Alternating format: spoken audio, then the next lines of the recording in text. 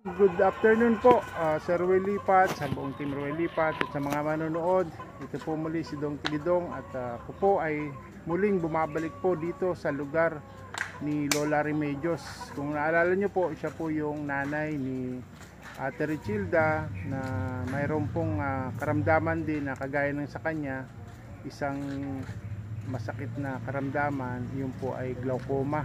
Yung pong glaucoma po ay kasamang palad, hindi na po yan gumagaling at sana po ay ma-maintain na lang kahit konting liwanag. Yun po. Ngayon po ay umakyat po ang ating si Lola Remedios at humingi ng tulong dahil nga po nahihirapan siya sa kanyang kalagayan. Ibinili po natin siya ng gamot at nagpadala po si Sir Roy Lipat ng ayuda para po maibili natin siya ng bigas at gamot para sa kanyang pagkain. Sige, samahan niyo po ako, papasok po ako dito sa bahay nila Lola Remedios. Kasama ko po ang kanyang isang anak na taga Iriga. Doon po natin papasukan, samahan niyo po ako. Kuya, kumusta po? Mamaya po tayo mag-grinder, mabilis lang para ma-record natin. Ito po yung anak ni Lola Remedios, si Alan, Alan. Ang pangalan mo, Alan, Ako sa kuwan. Igin kabaga ni Richilda. Ayun po, mga tabi-tabi rin po yung bahay nila. Ito po yung kay Ate Richilda. Tapos nandito yung asawa niya na si Felipe. Ayan, makilala ko na halos. Samahan niyo po ako. Magandang hapon po, tay. Kano-ano po kayo ni Ate Richilda? Ang ngud po kayo ni Tatay Felipe. Opo. Magandang hapon po sa inyo. Si Rose Bangkaso, nandyan? Si Rose. Yeah. Papasok po ako ha, maliwanag po doon. Ito po yung bahay nila. Atin sa luwas. Oo, sa luwas na lang siguro para maliwanag. Kumusta po? Kumusta? Ayan, madilim. Pwede po tayo dito sa labas para medyo maliwanag. Dito po tayo. Sige na.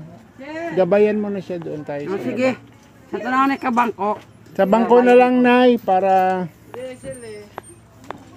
ilalabas po natin si Nanay Remedios. Sir, kumuko si Mama? Opo. Dito po tayo sa may liwanag, medyo madilim po. Pwede rin dito maglagay tayo ng silya. Kumusta po si Maribik? Nandyan na si Maribik? Si Maribik? Opo, nandyan? Anak na. Nandyan siya? Nakauwi na dito? Ha?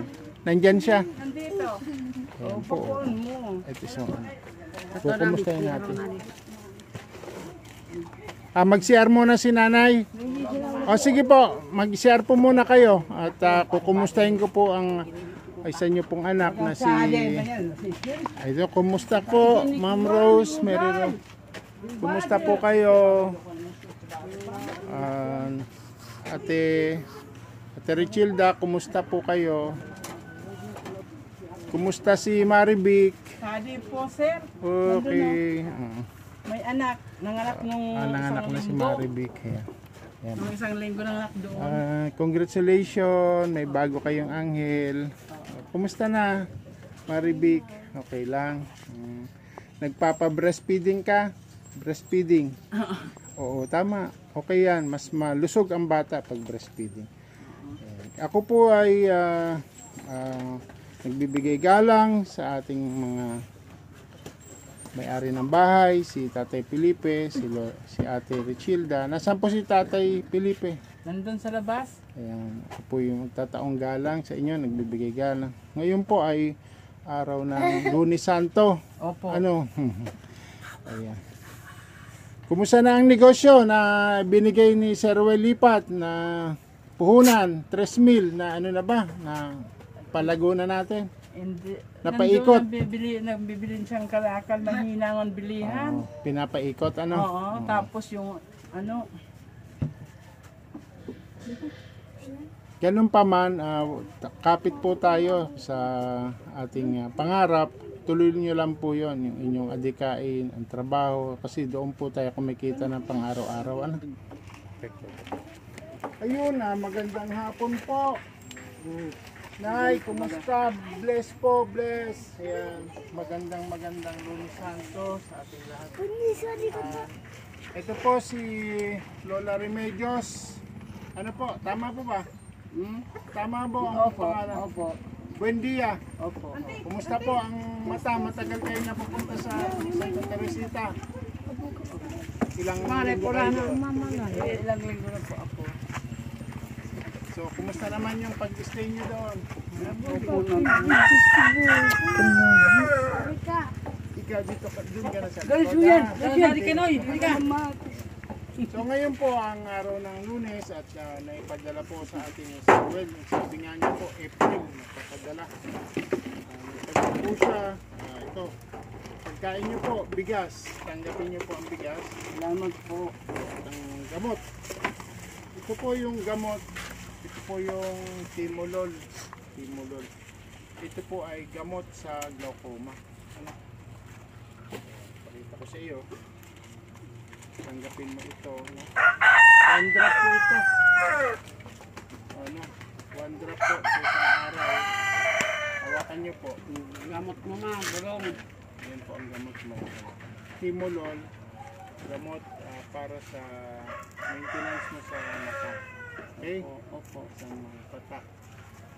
Okay. Ngayon po ay nabili po natin. Ito po ay 600 kasama na po yung pagbiyahe natin papuntang Iriga. Ito pong bigas nyo ay meron tayong 200 po na halaga, kaya meron 1,800 po ang dinadala po ni Sir Will ay 2,000, no? So, bibigyan ko pa kayo ng sukli na 1,200. Ang nabili po natin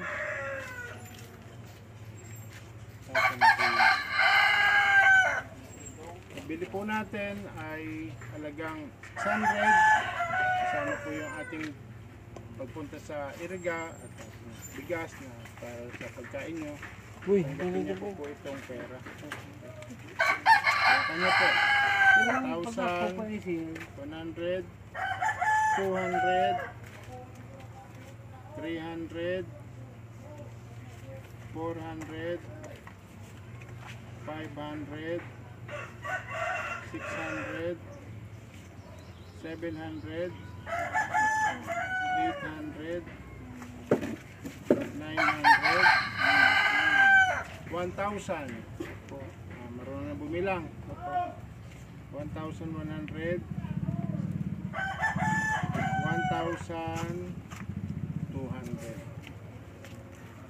Hanapin mo yan. Salamat po.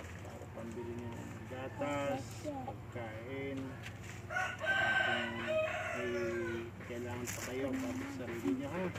Yan po ay galing po kay Ulita. Tingin po kayo dito. Dito po pasalamat po kayo doon po sa cellphone sa bata. Salamat po kayo kay Sir Will. Salamat po, Caroel, sa pinadala mo sa akin. Ay, tinulong mo po sa akin. Nandito na po, nahawakan ko na. Ano po ang mga bibili niyo dyan? Ibibili ko po itong gamot. Saka, Kayo ba ay may ibang maintenance bukod dito sa maintenance sa mata? Kayo ba ay may mga meron po. high blood o Ito pong vitamin? Ito pong bukit ko. Ang paa, ano po yung nangyari sa paa? Tumitigas po. Tumitigas.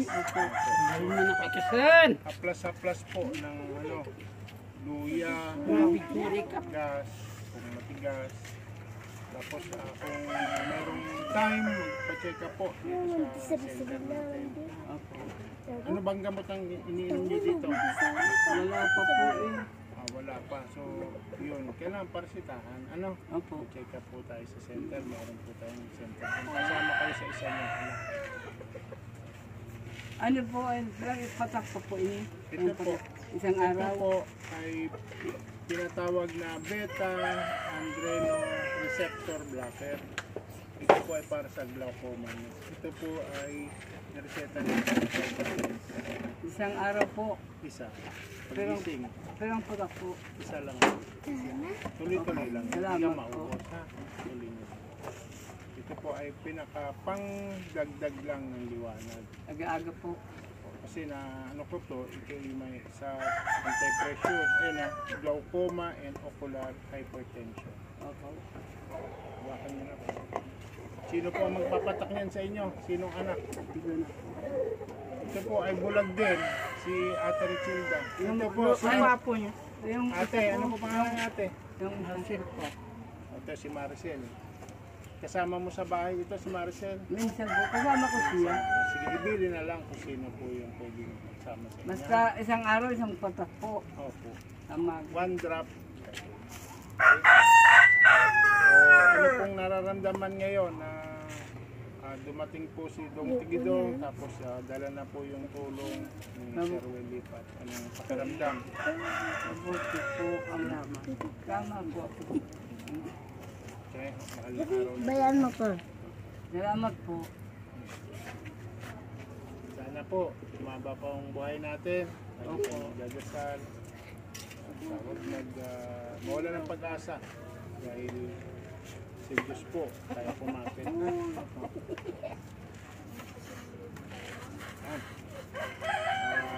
Medyo natagalan, ano, Nay? Di Medyo. bali po. Okay lang. Kasi Dumating ako po man. ay umuwi nung nasa Manila po ako nung December, January, February. Ano po, tapos Marso na ay pumunta tayo sa akin sa bahay. Wala pa po tayo noong budget si Sir Well. So, kaya dumating ng April, ay automatic binigyan natin kayo. Ha? Salamat. Eh,